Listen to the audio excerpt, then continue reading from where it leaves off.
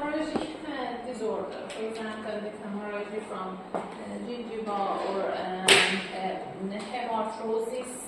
hemarthrosis in knee, for example, in football playing, and you visit the patient. You give history, you do the physical exam, and you order some tests, laboratory tests. As you said that the first step is platelet count, you do the platelet count. It's normal. Yes. The platelet count is normal. Okay. And the last step, what was the last step in laboratory tests? For example, PT and PTT. The PT of the patient is 13 seconds with normal range of 11 to 15. So this is normal.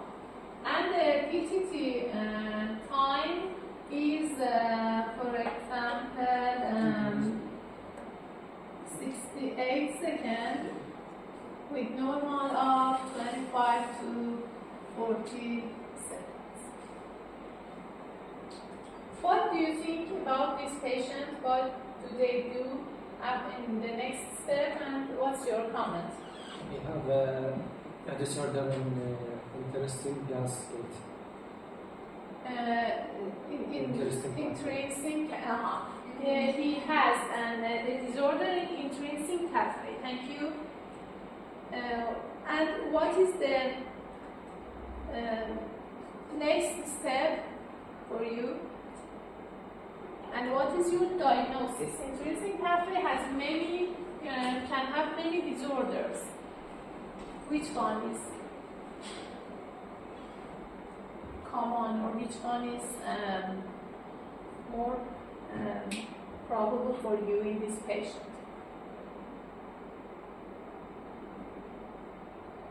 Maybe. My question is this.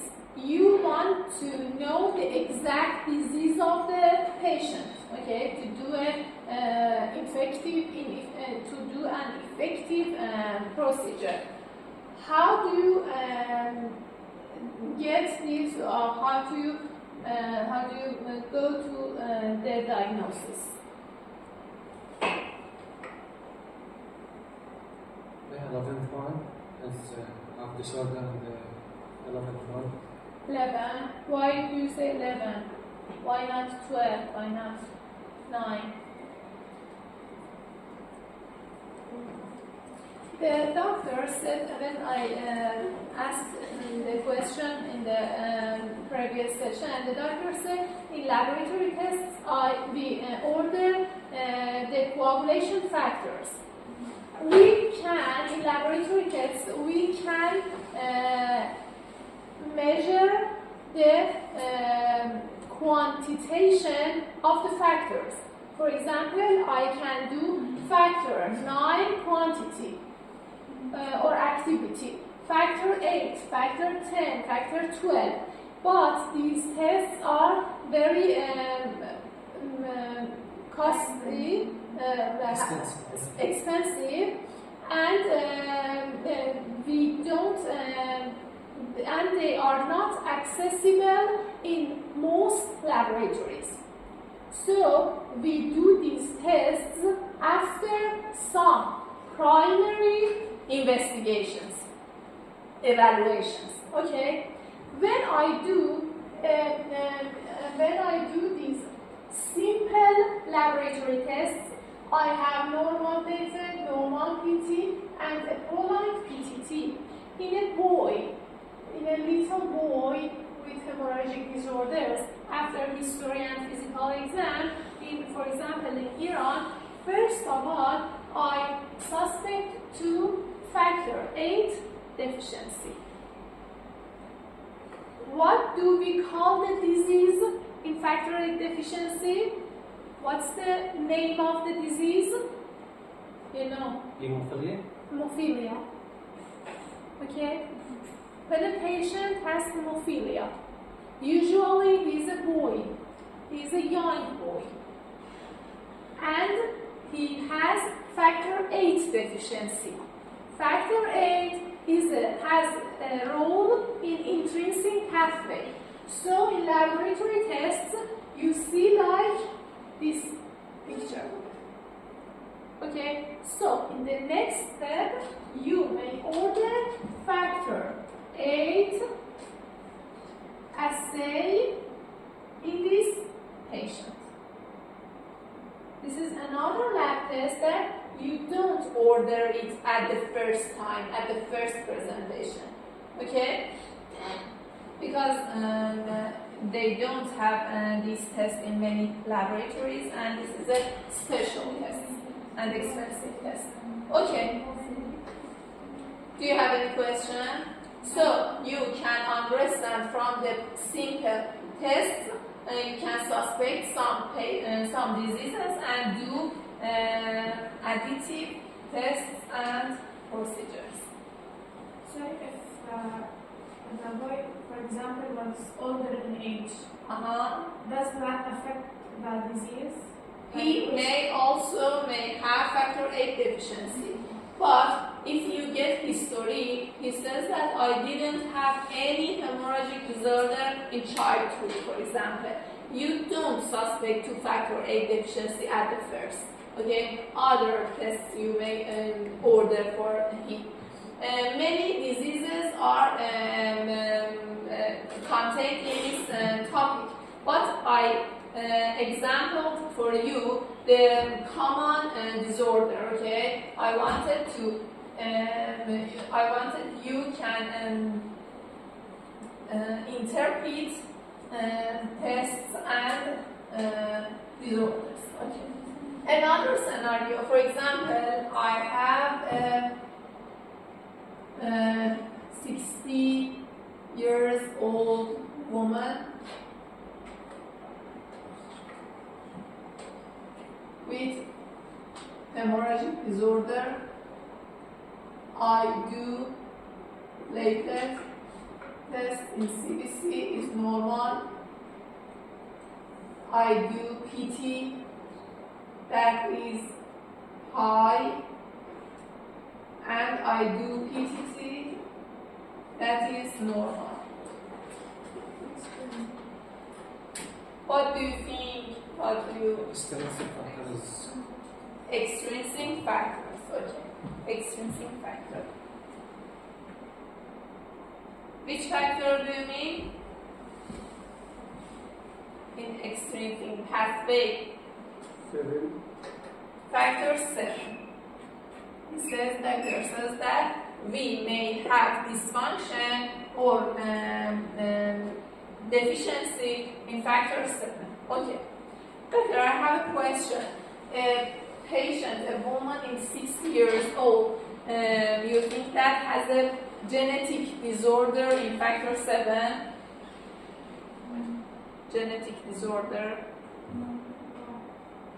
No, because if it was genetic disorder, we would have seen before. We would have seen this Thank disease. you.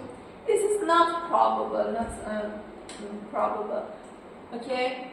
So, what other things do you think? What other scenarios? Maybe due to age, there are physiological changes which have reduced the amount of this factor. Age doesn't affect in this way that he has hemorrhagic disorders. In history, you have a person that has hemorrhagia, for example, in gingiva, in mouth, and age doesn't do this.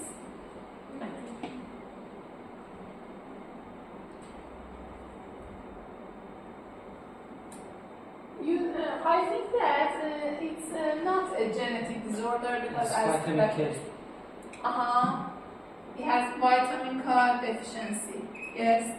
Is it common, vitamin K deficiency? Yes.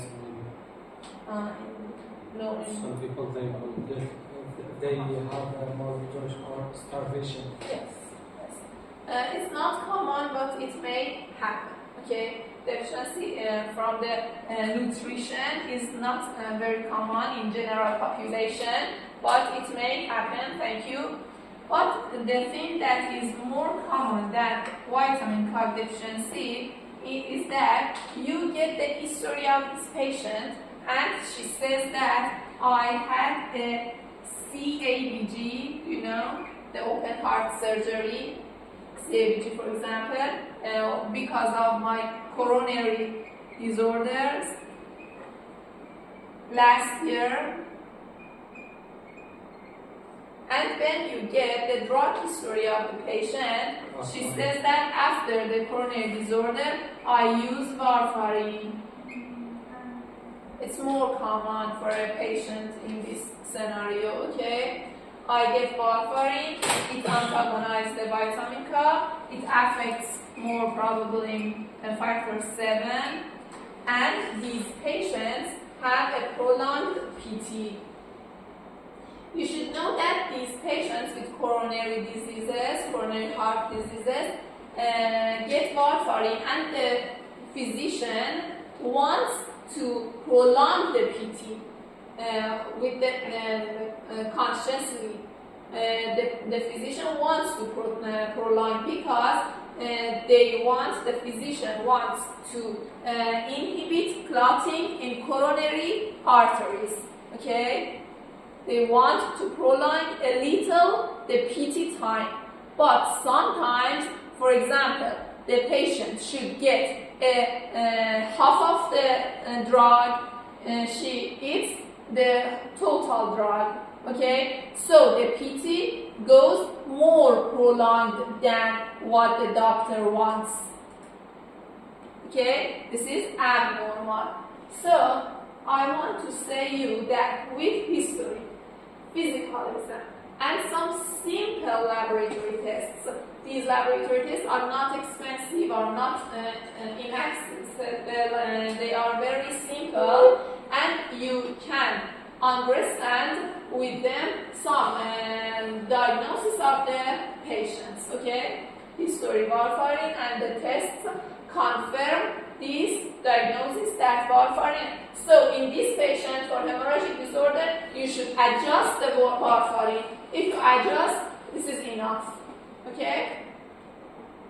And the cause that I said you should know forever this cascade is because of these scenarios. You should know that which factors influence in intrinsic pathway, which in extrinsic pathway, which in common pathway, and you should know this fact. Heparin is an anticoagulant drug that usually is injectable, not PT, and it affects on antithrombin. That antithrombin inhibits factor 10 and thrombin. With use of heparin, the patients usually have prolonged PTT and normal PT. Usually they have prolonged PTT. And these patients usually are in hospitalized. Okay, and these scenarios I said. So now, and another thing that I don't want to go to the details, or it is important, but I don't want to go to the details. You should know that in many mechanisms that we have in the body, we should have counter-regulatory mechanisms. If we have clotting, we should have anticoagulation mechanisms. For example, we have some proteins, protein C, protein S, you may hear, protein C and S, inactivate factor 8, factor 5. You said for the heparin, it affects the factor 10, and PT is normal and PTT is abnormal. So, but we also have intrinsic pathway PTT is abnormal. So, how do we differentiate them? In the previous question, Heparin inhibits, heparin helps to antithrombin. Okay, antithrombin act is inhibiting thrombin and factor 10. yes. These are in common pathway. But maybe your question is this. I didn't want to explain. These are in common pathway, I know. But some factors that influence in common pathway more influence in PTT than PT. Because I said you, some feedbacks are from thrombin to PTT pathway, okay? When you have a disorder in common pathway, this disorder more influences in PTT test, okay?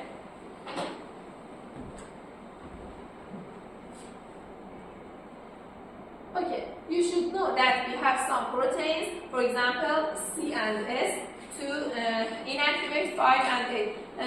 Consider that if we didn't have any counter-regulatory mechanism, factor 5 activates, factor 8 activates, and we have many clot formation, okay? So we should have some counter-regulatory mechanism. For example, we should have some fibrinolytic cascade, some fibrinolytic factors that lyse the fibrin in some spaces that we don't need, or in some times that we don't need it. Okay.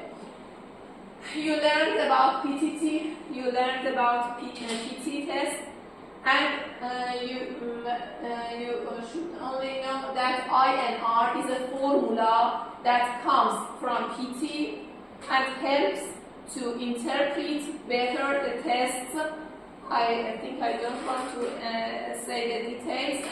In the future you learn about it, PT and PTT. INR is a not separate test. INR is a formula that you get from the PT test. And clotting time and bleeding time are some simple tests that nowadays are not very usable. I don't know you remember or not. At the past, they get some blood from the ear, and they wanted to know that how seconds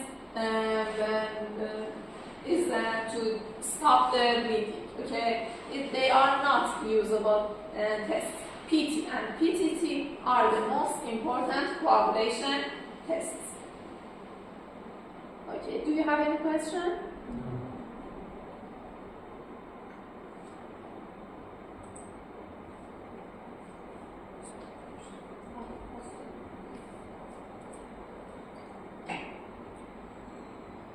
This is the final session.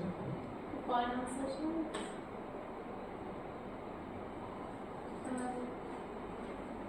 This is easier.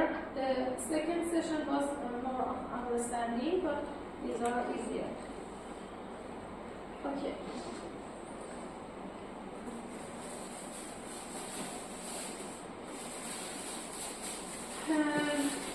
I said to you that thrombosis is the pathology counterpart of hemostasis. It means that when we have an intact vasculature, we don't have any damage, we shouldn't have any clot formation, but if we have clot formation, it's a thrombus formation or thrombosis. So, the pathogenesis of thrombosis is endothelial injury, for example, alteration of normal blood flow, for example, the blood flow is when the blood flow is not laminar and is turbulent, or we have stasis of the blood, we may have clot formation. Okay? And the hypercoagulability state may cause thrombosis. So we have Theriault ratio that causes thrombosis, endothelial injury, abnormal blood flow, and hypercoagulability state. Why do we have endothelial injury? For example, in inflammations, we have endothelial injury. In endotoxins that come from bacteria, or some other, for example, hypercholesterolemia.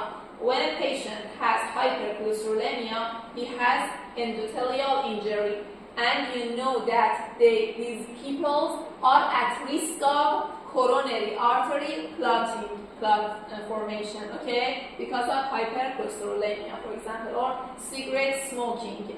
you know that they are at increased risk of clot formation.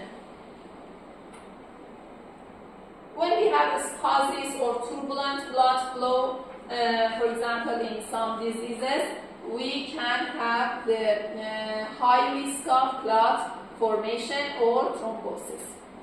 And hypercoagulability state. What does it mean?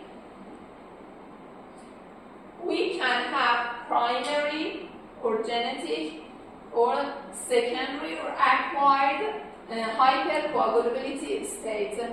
I go to the table, this is the table of your book, and you can understand the factors. In primary or genetic hypercoagulability state, for example, when we have, for example, antithrombin mutation, or no, when we have factor 5 mutation, you know that factor 5 was the cofactor in coagulation cascade, okay? And we said that,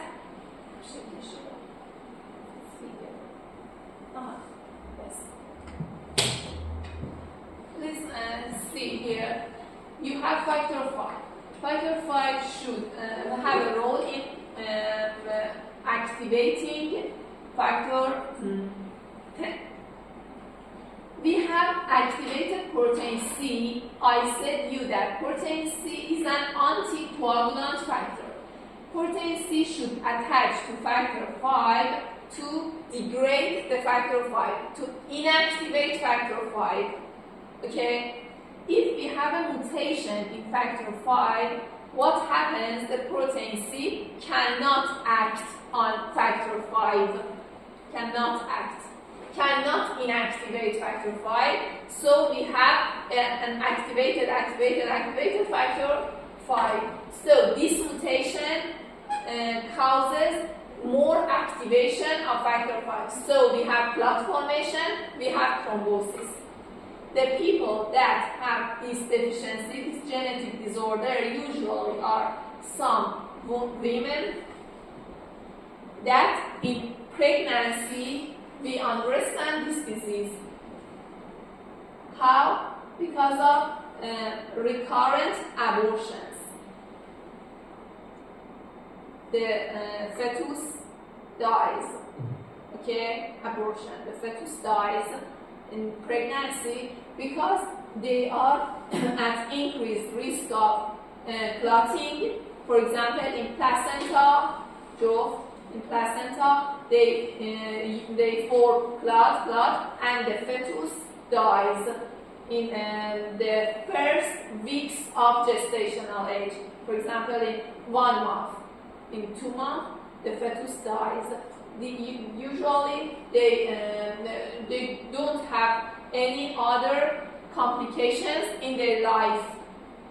Okay, these women don't have any complication in her life, but she has many abortions, recurrent abortions. So, as you see in your book, primary or inherited hypercoagulability is most often caused by mutations, for example, in factor 5 and prothrombin genes. 2 to 15% of whites carry a specific factor 5 mutation, and the heterozygotes, as you see here, heterozygotes carry a 5-fold increased risk of venous thrombosis, and the homozygote is more susceptible. So, mutations in factors, for example, factor 5 or in prothrombin or in antithrombin 3, I don't want to say the details. As you see here, these are some causes of hypercoagulability state, causes of thrombus formation. And the secondary causes, you know some secondary causes. For example, if a person, an old person that is bedridden for a long time, he has stasis in her vasculature, and they are at risk of thrombus formation. You know that when you have a patient that is a long time bedridden, suddenly they may have clot formation in leg, in veins of the leg, and this clot may move and go to lungs, and it comes to, for example, pulmonary emboli. This can be very dangerous. Okay, some secondary causes of thrombus formation. Thrombus can form in cardiac, in arteries, in venous. As you see here, this picture, we have a thrombus. It means clot in an intact blood vasculature. Thrombus in the veins of the leg, and you see that this, in locally set, you see the swelling of the limb. In autopsy, you see a picture. This is a clot formation or thrombus in blood vessels. After this class, we have practical class, and you see the thrombus in the slides. You mean varicose venous and the veins. Varicose venous. This one. Varicose veins. The varicose veins can cause stasis and can be This can susceptible to. Can return to embolia? Yes. So it's dangerous. Yes. Can be dangerous in the severe forms. Many people have varicose veins, but in severe forms, yes, because of stasis and because of the patient is susceptible to clot formation. Yes. Okay. After this class, one of our slides are about thrombosis. I explain here, and then you go and see. Thrombosis means the clot formation in the blood vessel. As you see here, we have a transverse section of the blood vessel. As you see here, transverse section. You see the endothelium and the muscles of the vessel. And inside the blood vessel, as you see, we have thrombus formation. And this is occluded. The blood vessel is occluded, obstructed, okay? Do you know what happens for a thrombus at the time? A thrombus can have some consequences. It can be resolved, okay? If it is new, it is not very firm, it can diminish and resolve, okay? It can be propagated, and it can be recanalized, as you see here. When we have an obstruction in the blood vessel, the blood wants to wants to find a way to go through, wants to detect a way to flow. So it tries. And we have some proliferation of endothelial and fibroblasts here that make some canals in the thrombus. These canals can attach to each other together and make a larger canal. Sometimes this thrombus is organized, recanalized and organized. As you see here, this is organization and recanalization of the thrombus. Okay? And in some other situations, we can have Pulmonary emboli. This is emboli. Okay, we have a thrombus in deep veins of the extremities, lower extremities.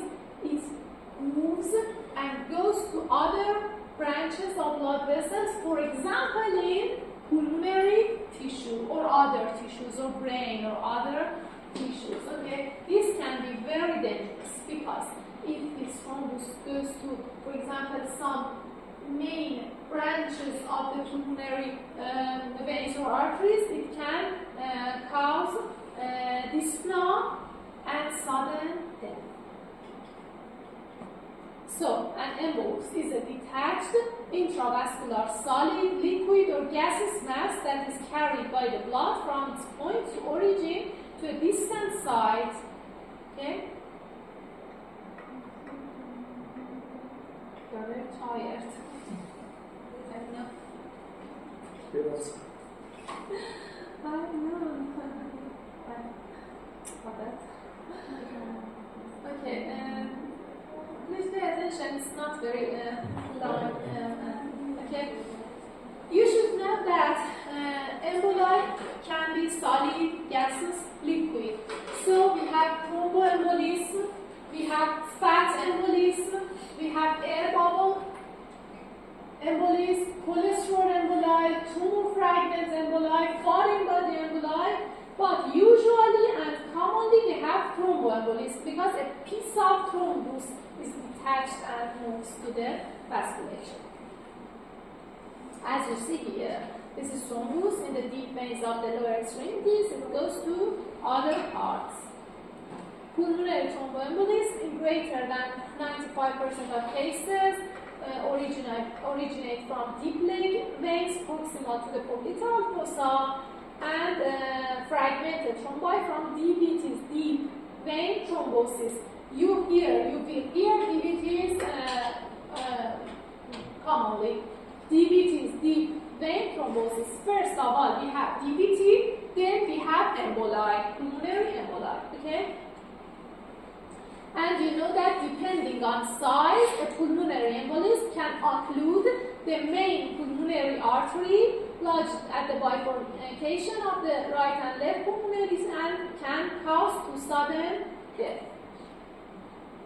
Depending on the size, for example, large embolism can have sudden death, medium size can have hemorrhage of pulmonary, small size can have infarction, small infarction, and other. For example, this is an thromboembolism. Saddle embolus in the bifurcation site of the artery, as you see. And we can have systemic embolism, for example, to brain, to other sites of the body vasculature.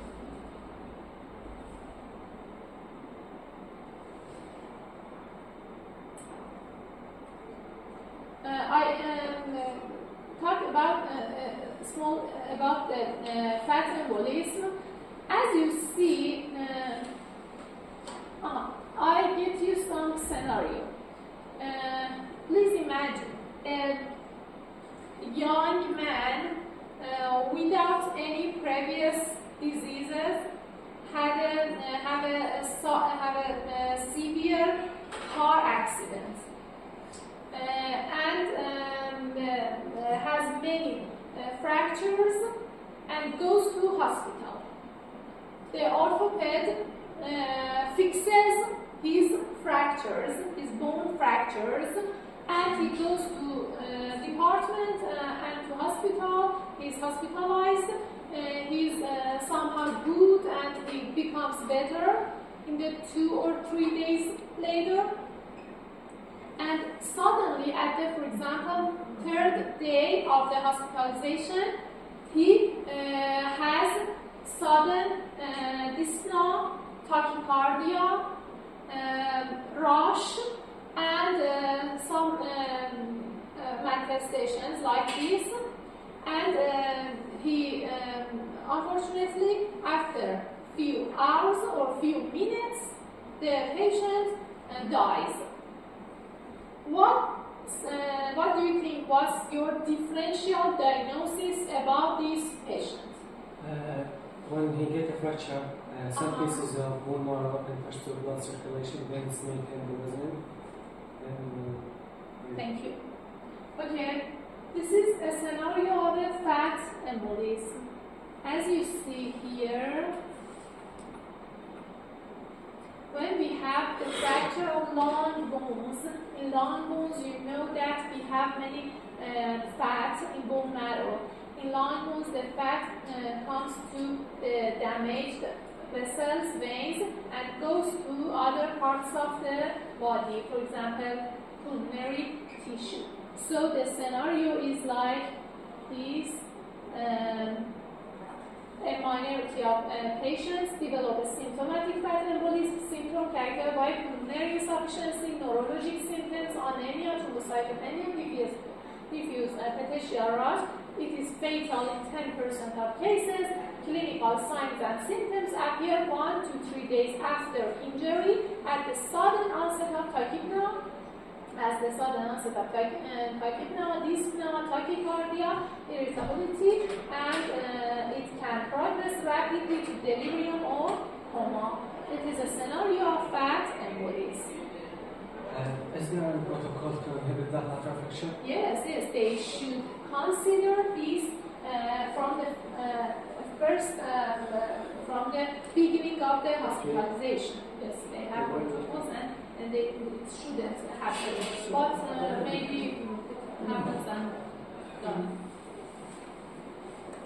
Okay, in morphology that we want to see, in morphology you see the transverse blood vessel transversation, and these are fat. You know that fat in processing is like empty spaces, okay? This is fat like air, okay? This is fat embolism, and this is the pulmonary tissue. These are alveoli. As you see, alveoli are full of air here, but capillaries in the fibrosepta that should fill with RBCs are filled by fat. Here we have fat embolism. And the last part, in a few slides, you know about shock and you will learn about it clinically, and I don't want to go to details. Shock or cardiovascular collapse, this is the definition. Systemic hypoperfusion due to a reduction either in cardiac output or in the effective circulation blood volume. For example, when we have a large and rapid hemorrhage, the patient can go to shock. Or when the cardiac, when the heart pumpage is disturbed, he or she can go to shock. You know that shock has 3 major elements. Cardiogenic shock from the heart doesn't pumpage. Hypovolemic shock when I lose many fluid, for example vomiting, many vomiting, a lot of vomiting, a lot of diarrhea, or hemorrhage. These are hypovolemia, okay? So, cardiogenic shock, the heart doesn't pumpage. Hypovolemic, I lose many fluid. Or septic shock, because of the dilation of arteries, because of the sepsis.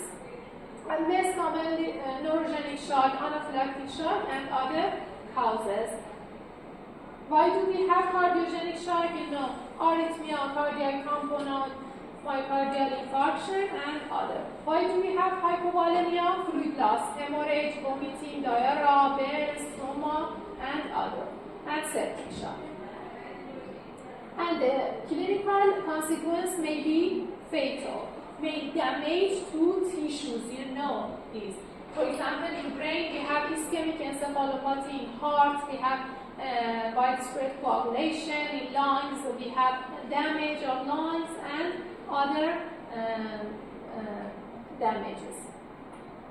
Okay, I explained the most important things and some topics that needs understanding, I think. So other things you can study from the slides. These are enough for exam, and if any question, I am. Merci. Merci much. Thank you. Okay. Practical, You can start.